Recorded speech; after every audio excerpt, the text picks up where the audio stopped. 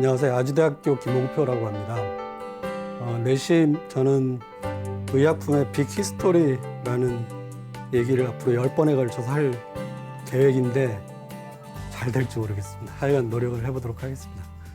처음에는 건강한 게 무엇인가라는 그런 얘기, 그 다음에 그렇다면 과연 질병은 무엇인가라는 얘기가 서두에 나올 것이고, 그 다음에는 인류가 의약품을, 질병에 대항해서 의약품을 만들어 온 역사를 쭉 얘기하게 될 텐데, 그렇게 하려면 어차피 식물 쪽에서 아니면 침팬지나 다른 영장류 동물들이 해왔던 그런 방식을 탐구하는 그런 데서부터 시작해가지고 합성의약품을 만들어내는 단계, 근대로 넘어와서요.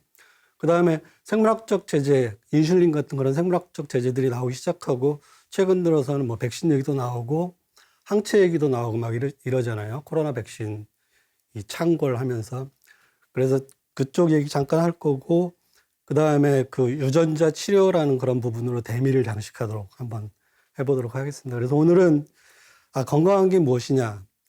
그것은 아마도 잘 먹고 잘 사는 일이다라고 저는 생각을 합니다. 제가 쓴 책의 제목이기도 하고. 그래서 그 말을 조금 더 전문적으로 얘기하면 신진대사라고 하고요. 그것을 영어로 하면 메타볼리즘 이렇게 됩니다. 그 신진대사는 신관이 들어오면 구관이 나간다라는 그런 얘기예요. 그러니까 이 소화기관이 중요하다는 거고, 약도 마찬가지로 입으로 들어와서 어떤 형태든 입으로 들어와서 몸통 안으로 들어갔다가 배설되는 이런 형태를 취하고 있습니다. 그래서 이제 결국 이런 신진대사라고 하는 것은 우리가 외부 식품 속에 저장된 에너지를 운동에너지 혹은 화학에너지로 바꾸는 그런 형태인데, 한번 여러분들 다이어트 한다고 저런 거 많이 하시잖아요. 그러니까 예를 들어서 한번 이렇게 비유를 해보도록 하겠습니다. 4층의 계단을 6번 하루에 오르내린다. 체중이 70kg입니다.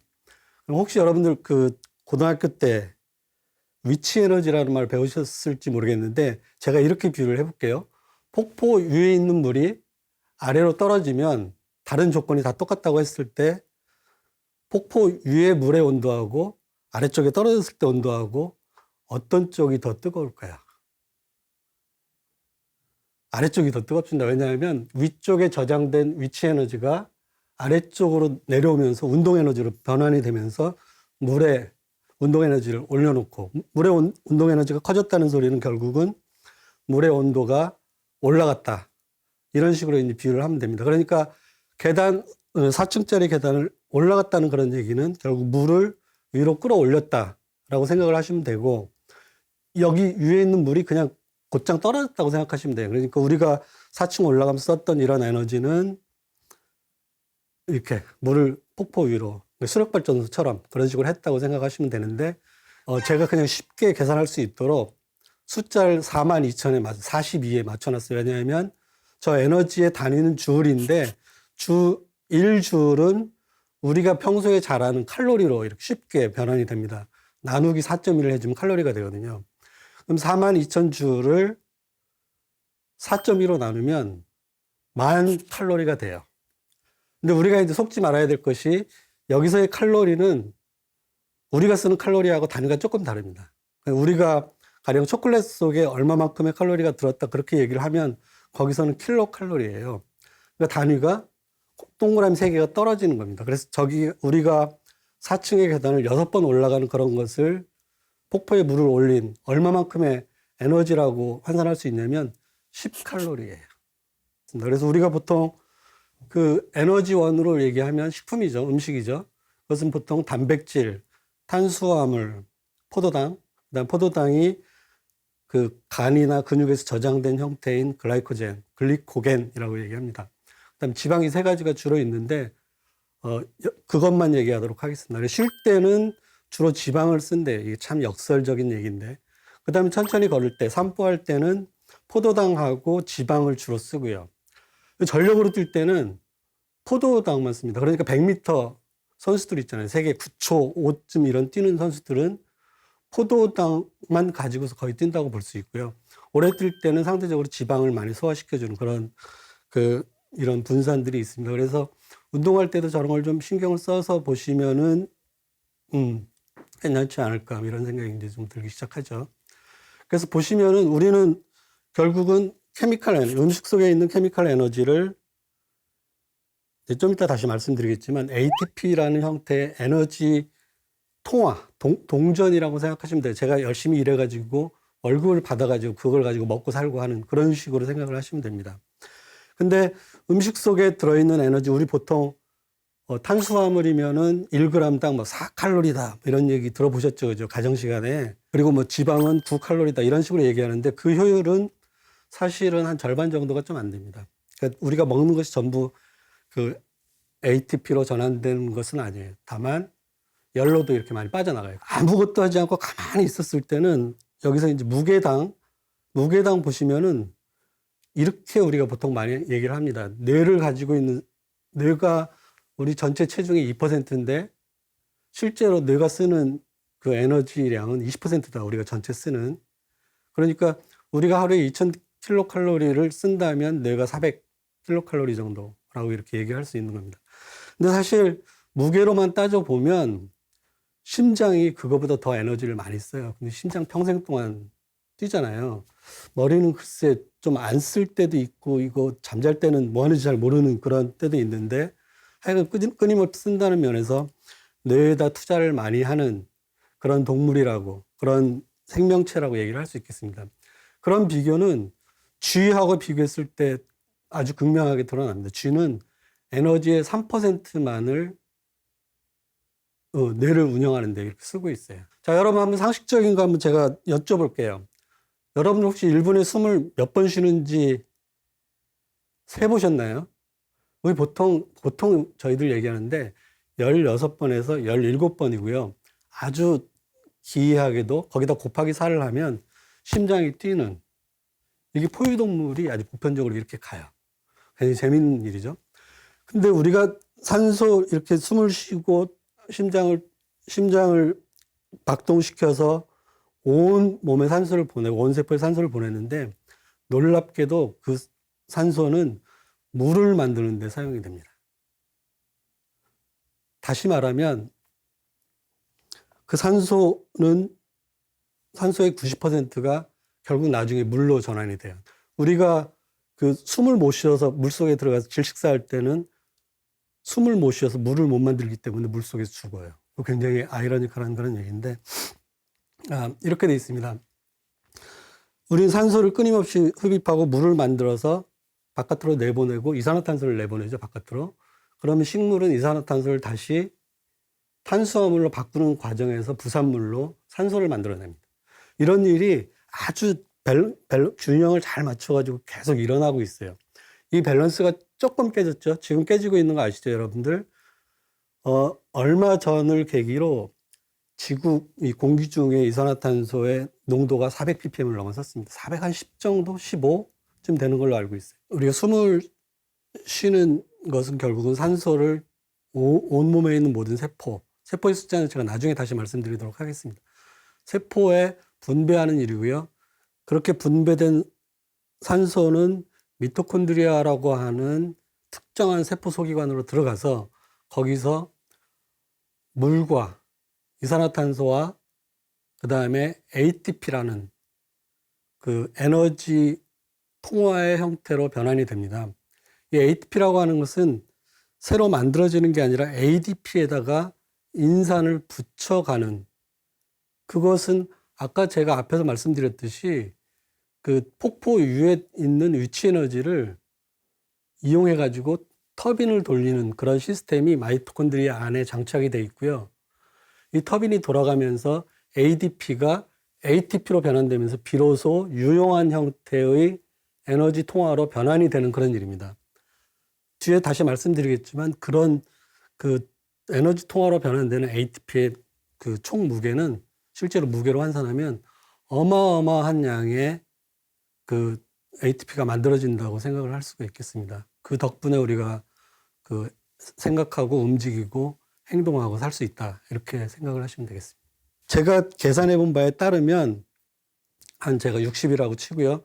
제 몸속에 있는 세포에 나중에 이제 이 강의가 계속되면서 이제 그런 얘기는 자세하게 다시 말씀을 드릴 텐데 제 몸속에 있는 모든 미토콘드리아의 무게를 전부 합하면 10kg 정도가 돼요. 그 10kg 정도의 미토콘드리아가 끊임없이 산소를 소모해서 이산화탄소와 물을 만들어냅니다. 그 와중에 ATP라고 하는 에너지가 나온다는 거죠. 그런 일이 반복적으로 일어나고 죽을 때까지 계속해서 그 일을 잘하고 그 잘하는 과정에서 아무 문제가 없으면 통증도 없고 뼈가 부러지는 일도 없고 이렇다면 그게 저는 건강한 거다. 이렇게 생각을 하고 있습니다. 그게 잘 안 되면은 힘들어요. 자, 숨쉬기 힘들다. 폐렴이 생겨가지고. 그러면은 들어가는 산소의 양이 줄어들고 그 다음에 빈혈에도 빠질 가능성들이 있고 이러니까 살기가 힘들어지는 겁니다. 이게 행복하게 저는 가끔 그런 얘기를 하는데 우리가 궁극적으로 건강하게 사는 목적은 잘 먹고 잘 싸면서 행복하게 숨을 쉬는 일이다 라고 얘기를 합니다. 그래서 산소를 만들고 산소를 쓰는 일을 잘 하면 되는데 여기서도 또 다시 나중에 이 강에서 다시 나오겠지만 산소를 쓰기 때문에 피치 못하게 산소에 의한 독성을 우리가 끊임없이 받고 있어요. 그래서 그런 산소들이 그 분열하고 있는 세포의 유전자를 건드려서 유전자를 돌연변을 시키고 그것 때문에 암세포가 하루에 막 수천 개씩 만들어져요. 실제로 지금 이 순간에도 제가 얘기하고 있는 이 순간에도 그런 일이 벌어지고 있습니다. 근데 다만 저희들이 모르고 있어요. 왜냐하면 역시 우리의 면역계도 쉬지 않고 뛰고 있기 때문이다. 면역계한테 정말 고마움을 표시해야 됩니다. 이번에 코로나19 때문에도 면역 기능이 좋은 젊은 친구들은 거의 사망하는, 죽거나 이런 일이 거의 없어요. 그런 거 생각해 보면 늙는다는 것도 서러운 일이다. 넘어가도록 하겠습니다. 자, 정말 어려운 얘기인데 비타민 C를 발견해가지고 노벨상을 탄 분이 저런 식으로 얘기했어요. 생명은 전자의 움직임이다. 저 얘기는 설명하기는 굉장히 힘들지만 사실은 우리가 밥을 먹는다는 거 있잖아요. 밥 속에 있는 포도당의 고에너지 전자를 끄집어낸다고 이렇게 보시면 돼요. 그 에너지는 어디서 왔냐면 태양에서부터 온 거고요. 태양 에너지가 전자에게 에너지를 주고 그 에너지가 포도당 속에 들어간 것을 우리가 뽑아가지고 거기서 다시 화학 에너지로 환수하고 그 다음에 이산화탄소를 다시 내보낸다. 그런 식으로 이해를 하시면 되겠습니다. 그래서 우리가 살아가는 일은, 건강하게 살아가는 일은 태양을 잘 먹는 일이라 저는 이런 식의 표현도 가끔 씁니다.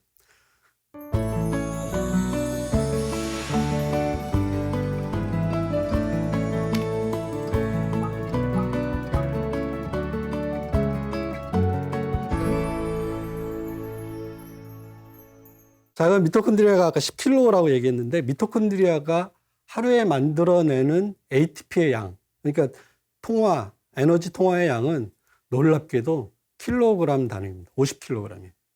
어떤 과학자들은 150kg이라고 했어요. 그러니까 아까도 앞에서 잠깐 화면에서 보셨겠지만 ADP라고 하는 것을 ATP로 변환시키는 거거든요. 화학에너지라는 것을. ATP를 새로 만드는 게 아니라 변환시킨다는 게 결국 에너지 컨버전이라는 그런 얘기인데 그 컨버전에서 변환돼서 나온 ATP의 무게를 총 잰다면 그게 50kg이에요.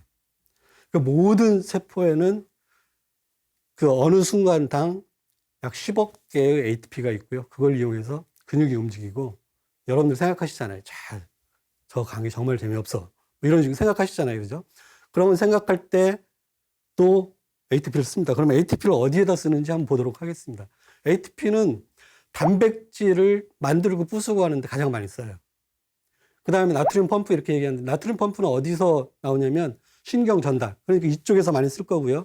그 다음에 콩팥. 이 콩팥은 제가 이렇게 춤출 때 이 손이 가는 그 자리 뒤쪽에 있습니다.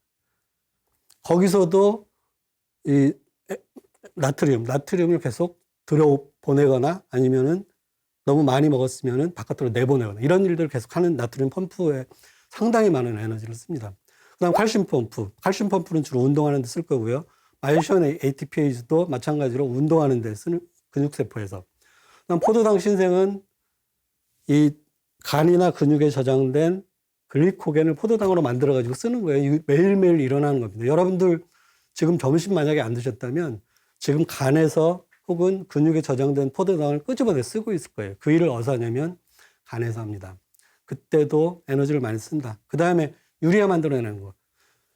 나중에 2강, 3강, 4강 할 때 유리아 비슷한 얘기들이 많이 나올 텐데 유리아는 굉장히 중요한 그 물질입니다. 화학 물질이고 실제로 생체 내에서 만들어내는 중요한 물질이죠. 오줌이에요. 유린이라고 얘기하고 유리아라고 얘기하는 건데 그 요소를 생성하는 데 상당히 많은. 그 다음에는 뭐 나머지들 이렇게 쓰고 있습니다. 기관으로 보면 단백질 회전율이 가장 높은 데가 간이에요. 그 다음에 근육. 그럴 수밖에 없겠죠. 간에서 계속해서 알부민을 만들어낼 테고 근육에서도 ATP, 마이오신, 액틴 만들어내가지고 움직일 겁니다. 나트륨 펌프는 아까도 말씀드렸듯이 콩팥하고 뇌에서 가장 많이 사용을 하게 될 것이고요. 그 다음에 기타 이렇게 많이 써놨는데 실제로 어떤 조직이 저런 일을 할 때 ATP라고 하는 화학 에너지를 어떤 식으로 분배해 쓰느냐라는 것은 기관마다 다르다. 그래서 기관들이 저런 일을 잘하면 할수록 건강하다. 뭐 반복적으로 하는 얘기지만 그렇습니다. 자, 아까 심장이 뛴다는 얘기를 했는데 심장은 1분에 몇 번 뛴다고 그랬죠? 잊어버리셨죠? 자, 16번에서 17번 곱하기 4 했어요. 그러면 한 70번 정도 돼요. 제 산수가 맞나요? 17, 4, 68. 70번인데 한 번 심장이 뛸 때마다 평균 70cc. 요구르트 한 병 조금 더 안 되는 거예요. 그 80이니까. 그러면은 77에서 49, 1분에 5리터의 혈액이 기본적으로 돌아간다고 이렇게 순환된다고 볼 수 있는데 우리 혈액의 총량은 평균이에요. 평균의 총량은 5리터입니다.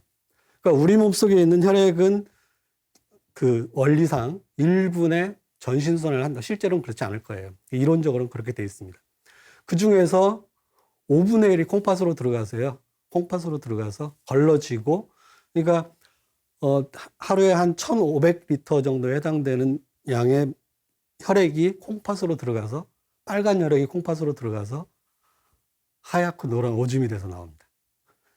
1,500리터 중에서 약 한 하루에 1리터 정도가 소변으로 가요. 그러니까 우리 콩팥이 얼마나 열심히 일을 하고 있느냐. 여러분들 잘 모르시죠? 굉장히 많은 일을 합니다. 또 한 가지, 우리가 소화하는데도 하루에 10리터의 물이 들어가요. 그러니까 10리터의 물이 소화기관으로 나왔다가 다시 재흡수가 됩니다. 그러니까 우리 몸은 다이나믹하게 역동적으로 움직이는 시스템이에요. 우리는 다만 잘 모를 뿐이죠. 그 다이나믹하게 움직이는 그 동작, 그 다음에 그런 그 일이 멈춰진다거나 아니면은 잘못된다거나 이러면 이제 문제가 생기기 시작하는 그것을 우리는 질병이라고 얘기하기도 하고 질환이라고 얘기하기도 합니다. 우리 몸속에 그 성인 보통 70을 평균으로 이렇게 해서 얘기하는데 70kg인 성인의 약 70% 정도, 60% 정도가 물이라고 그랬어요. 여러분들 상상해 보세요. 70kg가 되는 사람의 약 한 60%니까 42kg. 애기들 좀 많고 노인들은 좀 줄어들고 이러는데 42kg가 물이 채워져 있어요. 그러니까 여기까지 물이 채워져 있는 물풍선이라고 생각하시면 돼요. 인간이라고 하는 그렇게 복잡하지 않습니다. 그것을 계속해서 37도라고 하는 항온으로 유지하는 것도 굉장히 힘든 일이라는 거죠. 그래서 물을 일정한 온도로 이렇게 데펴주는데 실제로 우리는 많은 에너지를 쓰고 있습니다. 자, 그래서 이제 요런 칼로리 얘기를 쭉 하게 되면 인간은 하루 평균 약 한 여성 남성에 따라서 조금씩 다르긴 한데 평균 한 2,000에서 2,500 킬로칼로리 정도를 쓰는 그런 어떤 유기체라고 이렇게 얘기를 합니다. 그것을 우리 이해하기 쉽도록 이런 전등 기구에 비유를 하면 100와트짜리 전기예요. 100와트짜리 전기 여러분들 혹시 만져보셨는지 모르겠는데 뜨겁죠, 그죠? 여러분들도 이렇게 살 맞대고 있으면 뜨거워요. 근데 우리는 100와트짜리 전기보다 훨씬 더 표면적이 크기 때문에 실제로 나오는 방출되는 양은 그렇게 많지 않지만 사실 우리가 대사율을 측정하고 이럴 때는 산소의 그 소비량을 측정하기도 하지만 실제로 체온을 재기도 해요. 여기서 나오는 열의 양, 그것을 뭘로 측정하냐면 적외선. 여러분들 밤에 그 적외선 측정 장치 하면 사람, 요새 코로나 그 온도 측정 장치 하면 얼굴이 제일 뜨겁고 요 근육 있는 데가 그다음 뜨겁고 이런 거 혹시 경험하셨나요?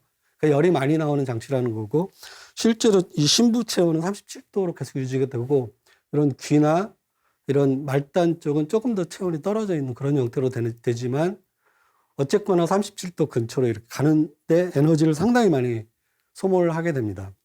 저런 버섯 같은 것들 예로 드는데, 식물은 거의 대부분의 식물은 그 변온성이에요. 정온성이 아닙니다. 그렇기 때문에 곰팡이에 감염이 많이 돼요. 그러니까 여러분들 혹시 걸어가다가 버섯이 핀 나무를 보면 그 나무는 거의 대부분 다 죽습니다. 그래서 죽기 전에 끊어내는 거죠. 사람은 37도로 유지하기 때문에 곰팡이에 대한 감염이 현저하게 줄어들었다. 이런 식으로 이제 얘기를 하는데, 사실은 야생에 있는 친구도, 그 다음에 저 뱀이나 파충류 같은 저런 친구들, 그 다음에 아주 덩치가 작은 쥐 같은 이런 친구들은 체온을 유지하는데 에너지의 상당량을 씁니다. 그렇지만 우리는 이제 나중에 제가 사회적 에너지라는 표현을 쓰겠지만, 실제로 이 보일러, 뭐 이런 전등 이런데 굉장히 많은 에너지를 쓰면서, 그리고 옷을 입잖아요. 그렇기 때문에 실제로 이 땀을 흘리기는 하지만 체온을 유지하는 데 쓰는 에너지의 분배량은 생각보다 그렇게 많지는 않습니다. 저기 보시면 한 15% 정도 되는 것 같은데, 뭐 그 정도가 됩니다. 그래서 저런 일을 잘 하는 일들이 결국은 건강한 거다라는 거고, 근데 사실 열로 소비해서 버렸다는 표현을 쓰긴 하지만 열은 굉장히 중요한 겁니다. 어떤 식으로 중요하냐면, 열 때문에 우리 근육을 움직일 수가 있고요. 빨리 뛸 수가 있어요. 그 다음에 심장을 세게 박동을 시킬 수가 있고, 심장의 박동력으로 콩팥에서 걸러낼 수 있고, 오줌을 농축시킬 수 있어서 물을 절약할 수 있고, 그래서 우리가 육상에서 이렇게 안전하게 살 수 있는 겁니다. 이게 이제 마지막 슬라이드인데 좀 인간을 너무 비하했다는 그런 소문도 듣고 그러는데, 이게 먹고 사는 일이 굉장히 중요하다는 거고요. 이렇게 인간을 단순화시키면 저 그림은 실제로 정말 중요한 것만 보여드리는 겁니다. 그러니까 저희들이 소위 액세서리라고 얘기하는 부분들은 다 떼버린 인간의 모식도를 여러분들 지금 보고 계십니다. 뭐냐면 액세서리를 다 뗐죠. 이거 하나 뗐고 요거 하나 뗐고 여기도 뗐고 그 다음에 요것도 뗐어요. 불필요한 거다. 입만 빼고. 그러니까 왼쪽 편에 이렇게 열린 관 있고 약간 넓게 이렇게 표현한 것이 위라고 제가 성의껏 그려놓은 것이고요. 그 다음에 이제 이 화살표가 들어가는 자리는 소장입니다. 소장에서 이제 우리가 소화를 시킨 영양소들이 우리 몸 안으로 들어가는. 그래서 저는 저 왼쪽에 있는 소화기관을 우리 몸 내 안에 바깥이라는 표현을 쓰는 걸 좋아합니다. 실제로 잘 보면 바깥쪽에서 몸 안으로 집어넣는데 그 집어넣는 관문이 간이라고 하는 겁니다. 그래서 간에서 1차로 세균이 있는지 독소가 있는지 검사를 한 다음에 안전함이 확인되면 그걸 심장으로 보내서 심장에서 순환시키는, 그래서 에너지를 그렇게 사용하는 그런 시스템을 갖추게 된 겁니다. 또 하나, 이산화탄소를 바깥으로 버리고 신선한 산소를 심장으로 받아들이기 위해서 또 하나의 열린 기관이 있죠. 코와 입으로 들어오는 이 신선한 공기들은 폐에서 다시 이산화탄소와 이렇게 대체가 되는 그런 시스템으로 이렇게 가는 것이라고 보면 되겠습니다.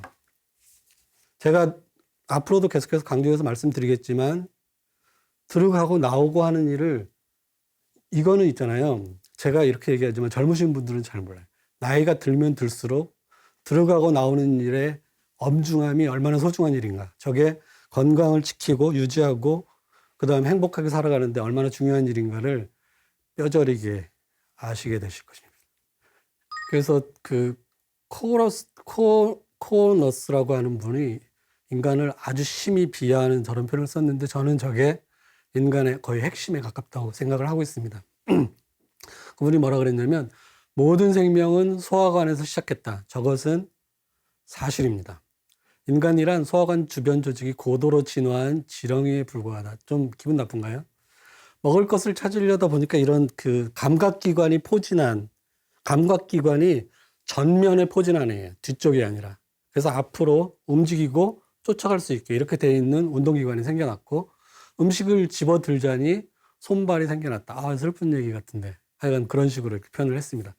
그 주변에 자잘자잘한 그 부속품이 달린, 이런 부속품이 달린 거대한 파이프가 인간이다. 이런 식의 표현을 썼습니다. 저는 저 표현이 비교적 정확하다고 생각을 합니다. 그래서 먹고 사는 일이 중요하고 그것을 잘하는 게 건강하게 사는 거다. 그리고 그것을 오랫동안 무사하게 할 수 있는 그런 일이 정말로 중요하다. 그렇게 생각을 합니다. 마치겠습니다.